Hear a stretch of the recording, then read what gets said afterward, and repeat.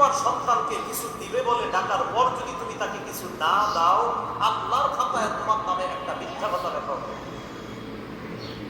প্রিয় ভাইয়েরা, বলেন তো জীবনে এই ভুলটা কত করছি না? আসো, এদিকে আসো, কিছু দিব। মোরগ, মুরগি, কুকুর, বিড়ালের সাথে ধোকাবাজি করবেন না।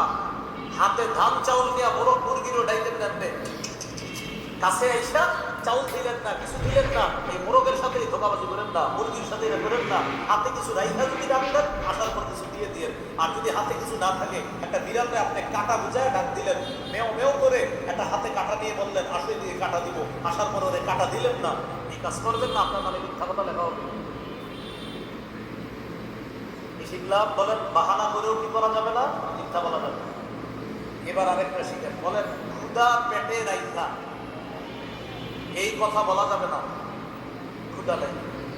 যদি ক্ষুধা রাইখা বলি ক্ষুধা নাই, বলেন বলেন বলেন ক্ষুধা নাই, মিথ্যা কথা।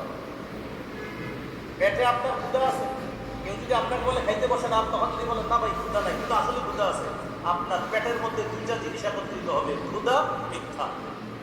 দলিল ইবনে মাজাহ 3298,